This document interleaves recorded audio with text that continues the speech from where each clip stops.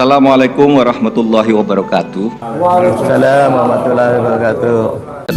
Hei penguasa, adillah pada kami tak bodoh.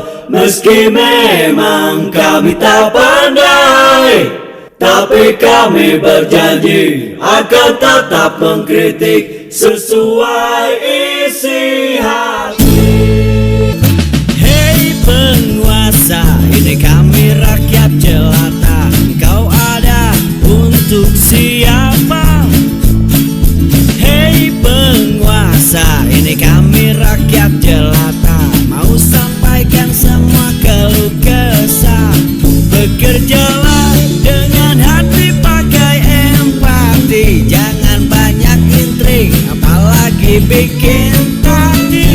Bijaklah dalam membuat peraturan. Jangan sampai bikin aturan yang berat sebelah. Selamat datang di ruang kedaulatan rakyat, di mana kebebasan berekspresi tak boleh dibungkam. Kebenaran itu akan tetap terungkap. Dan ya kadangkala ya tidak perlu minta maaf, kan semua orang sudah tahu lah. Deforestasi di Indonesia mencapai 10 juta hektar, 12 kali lipat luasnya Pulau Madura. Ini data internasional dan itu datanya dari seorang guru besar namanya Prof. Haryadi. Itu 10 juta itu fakta deforestasi. Bahwa kemudian pemerintah melakukan reforestasi itu fakta juga, tapi kan tidak menghapus bahwa hilang 10 juta hektar. Tapi lalu ada deforestasi sekian hektar gitu. Reforestasinya itu ya tidak menghilangkan fakta data yang sudah ada. Mencari benar itu harus dengan data, tidak usah provokatif. Ya negara ini harus jalan. Rakyat sudah memilih dengan segala risikonya dan dengan segala caranya. Setiap kontestan kemudian diputus oleh MK pada saat terakhir seperti itu, ya sudah harus jalan. Kita harus buka jalan selebar-lebarnya karena negeri ini sangat besar, sangat menyenangkan, negeri ini kaya raya gitu, sehingga harus kita jaga sama-sama. Mari kita berpikir positif bahwa secara umum Polri di Indonesia itu tidak jelek, karena Anda tahu Indonesia itu punya 520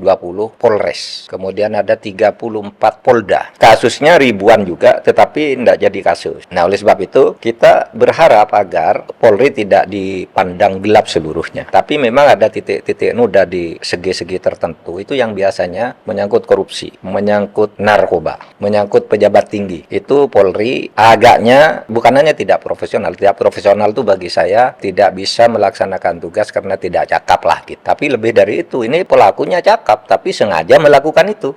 Seperti di yang kasus Vina itu kan jelas ya, pengadilan udah membuktikan nih bahwa ini salah sekian orang, tapi kemudian nangkap orang yang salah, sehingga yang 11 seluruhnya divonis itu 11 kan, 8 masuk, yang 3 buron. Sebenarnya menjadi tidak sebenarnya ini bisa menjadi novum bahwa hakim melakukan kekeliruan di dalam memutus karena salahnya bukti-bukti yang diajukan. Itu bisa jadi novum. Mudah-mudahan lah ini kalau di dalam pengadilan tuh jangan kita ini terlalu galak menegakkan hukum, terutama hukum pidana, lalu yang dihukum orang yang tidak bersalah. Nah, yang kasus Vina itu ya mau bicara apa lagi? Udah jelas pengadilannya tertipu lah ya. Saya tidak yakin pengadilannya ketika itu masuk ke sebuah konspirasi. Konspirasinya itu ada di bawah, di tingkat penyelidikan, ya di tingkat di Polri. Ya karena itu kan terbukti sekarang itu. Dan sekarang menjadi kocar-kacir kemana, siapa nih yang mau diminta pertanggungjawaban. Menurut saya polisi tidak usah malu-malu, segera aja diadakan tindakan. Penting itu dilakukan agar terutama menyongsong pemerintahan baru itu, polisi itu sudah lepas dari noda-noda hitam yang terlalu hitam gitu untuk masuk ke era pemerintahan baru. Ya kan banyak nih kasus Polri selama ini, ada kasus Sambo, ada Mario Dendi, ada kasus Padang, ada kasus semacam tuh yang di Sumatera Utara itu ada lagi, terus ada Vina. Nah, sementara kita tahu di tengah masyarakat yang agak rendah gitu ya, masyarakat di pedesaan, di kecamatan, itu kerja Polri bagus karena relatif aman kan, itu kan mau tugas Polri. Anda mau keluar malam gitu, misalnya di Madura sana Anda keluar malam sendirian aman, asal Anda punya musuh khusus ya. Dalam keadaan biasa aja keluar malam, mau nonton bioskop malam, di desa-desa juga aman. Dan kasus-kasus kasus pertengkaran antar masyarakat itu bisa diselesaikan dengan restoratif justice. Artinya kita harus dukung ya Polri ini untuk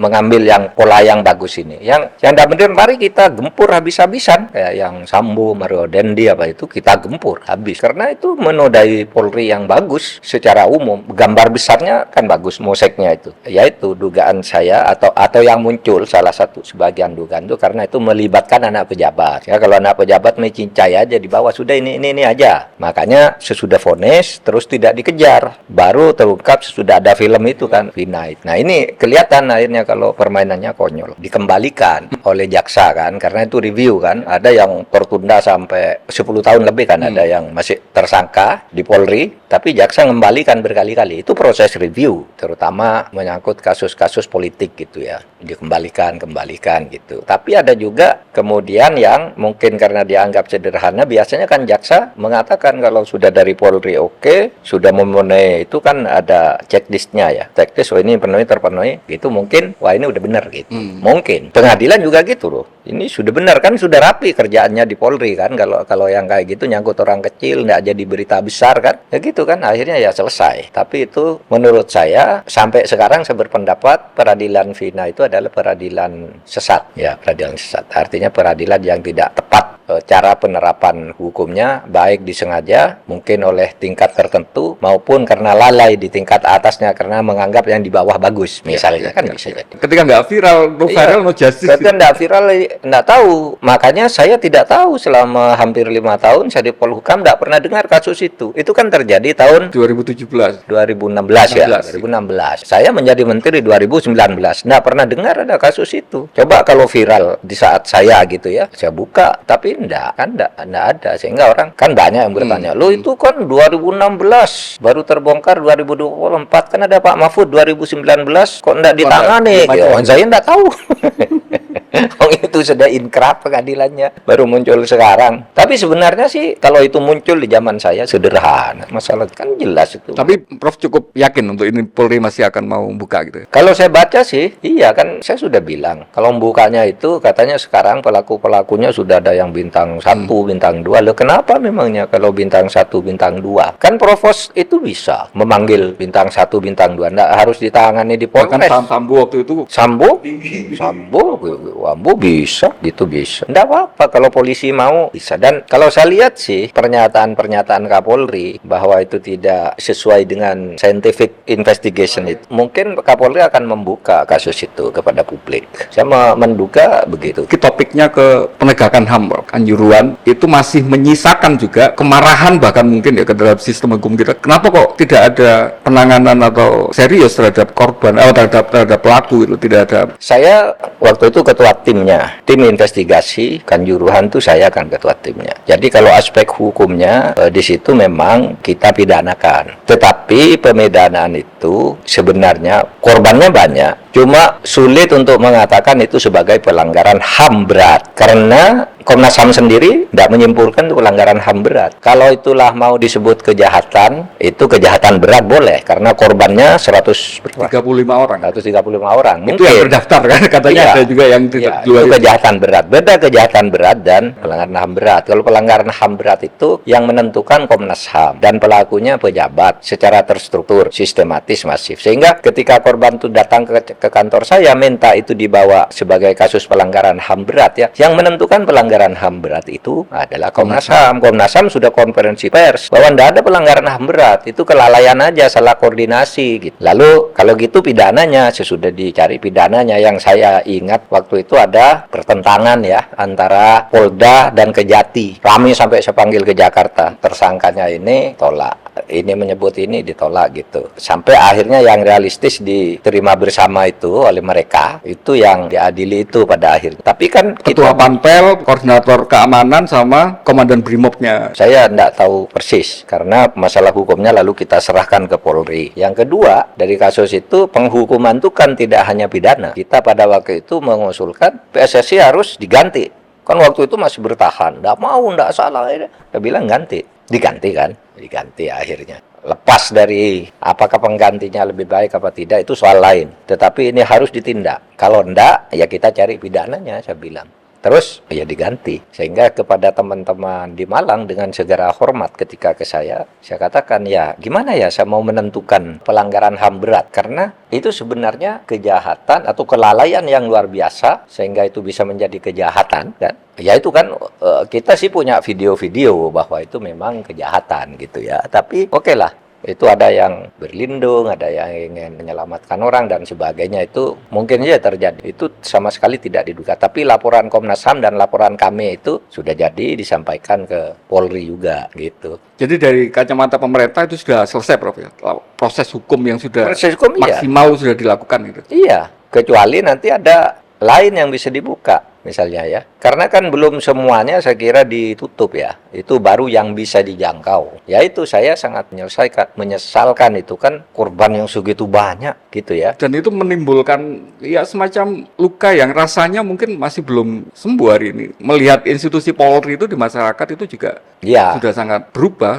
Ya dari masyarakat orang. Ya, tidak hanya marah tapi kemudian ya di Malang begitu. Ketika kasus Sambo itu saya dilempar-lempar oleh masyarakat karena dikawal Polri, yang dikawal polisinya itu. Yang dilempari pengawalnya. Sambo katanya. Lalu saya minta dikawal oleh yang lain. Saya bilang nanti saya dikira polisi juga kan. Ya, artinya yang seperti ini, saya nggak tahu menyebutnya apa, dampak sosial terhadap distrust terhadap penyelenggara penegak hukum. Ya harus berbenah diri. Berbenah diri itu ada momentumnya. Ini 3 bulan lagi kan pergantian pemerintah. Nah di situ itu kesempatan ya untuk. Disitulah Presiden bisa membuat keputusan apa yang paling penting, dan itu menjadi penting sikap Presiden itu di awal-awal pemerintahannya ya, sehingga ini polisi harus begini, masalahnya di sini yang harus dibenahi ini tanpa mengobrak-abrik masa lalu lah, kita kan mau ke depan kan gitu kan. Itu Presiden yang bisa, dan ya menurut saya Pak Prabowo bisa. Mungkin ya masih bisa dilakukan. Momentumnya ada gitu ya. Saya melihat Pak Prabowo bisa, karena Pak Prabowo itu biasanya terus terang sih gitu ya, enggak menyembunyikan agenda. Begitu bisa menurut saya ya, tapi enggak tahu lah. Dengan kemudian wawasan yang seperti itu, bisa nggak kira-kira Profesor Mahfud memberi kami peta apa sih yang kemarin itu sudah dilakukan, yang itu dalam tanda petik on the track gitu. Apa yang kemudian itu masih kurang, yang selama Prof Mahfud menjabat sebagai Menko Polhukam gitu ya. Sehingga kemudian katakanlah untuk peta jalan ke depan pemerintahan baru, apa yang keberlanjutan dan sebagainya, atau bahkan mungkin dihilangkan, itu menjadi jelas gitu. Bisa nggak Prof diberikan gambaran ke kami? Saya hanya membaginya dalam 2 garis besar itu ya. Yang bisa saya lakukan waktu itu kalau berdasarkan peta saya adalah masalah-masalah besar yang menjadi perhatian publik. Karena yang biasa-biasa saja itu sudah berjalan di masyarakat. Kontrol di tingkat daerah, LSM daerah jalan juga, media jalan gitu. Yang saya lakukan yang besar-besar, masalah yang menjadi perhatian publik, dan masalah tunggakan tugas negara yang tertunda. Misalnya masalah pelanggaran HAM berat, masalah BLBI, dan sebagainya. Sehingga bagi saya kalau ditanya gimana ya petanya, ya itu yang saya lakukan, yang saya kira semua Menko ya, yang menunjuk ke publik itu jangan diabaikan. Kalau seorang Menko diam aja terjadi seorang kontroversi di masyarakat tentang satu kasus, terus apa gunanya Menko? Kan gitu kan? Berarti kan kalau ada kontroversi ada yang salah tadi kan? Iya. Sampaikan tadi kan? Saya begitu aja anunya. Lalu yang kedua, masalah hukum itu kan satu ada kebijakannya, yang kedua ada penegakannya, lalu yang ketiga ada distribusi tugasnya. Misalnya di DPR, proses pembuatan hukum, kita nggak bisa intervensi ke sana, nggak bisa memaksa kan. Kalau kita katakan ini, di sana katakan tidak, lalu tidak ketemu jalan tengahnya, ya nggak jadi kan gitu. Seperti orang-orang tuh kan sering bertanya, tuh gimana tuh Pak Mahfud, kok ada undang-undang begitu gitu. Lah DPR tuh, kalau misalnya sangat ramai, seperti dulu, seperti ideologi Pancasila ya, pedoman ideologi Pancasila betul, sudah hampir lupa saya. Itu kan ramai banget, baru saya turun ke DPR bersama. Ini nggak usah, meskipun sudah disetujui oleh Balek di DPR gitu. Tapi kalau misalnya DPR mau maksa, kan kita nggak bisa juga. Nggak punya kewenangan apa-apa ke sana gitu ya. Iya, jadi itu kadang-kala orang, wah Anda jadi Menko sekian kok masih tercela, ya memang bukan tugasnya. Lalu ke pengadilan, saya kan nggak bisa masuk juga kan ke pengadilan. Oleh sebab itu terkadang pejabat-pejabat daerah yang nakal itu, aparat penegak hukum daerah yang nakal, kalau saya mau turun, itu langsung diserahkan ke pengadilan kasusnya. Semoga Allah senantiasa menuntun kita di jalan yang diridhoinya. Amin, amin, amin ya rabbal alamin. Ya rabbal alamin. Aku qouli hadza, astaghfirullah li wa lakum. Wassalamualaikum warahmatullahi wabarakatuh. Terima kasih.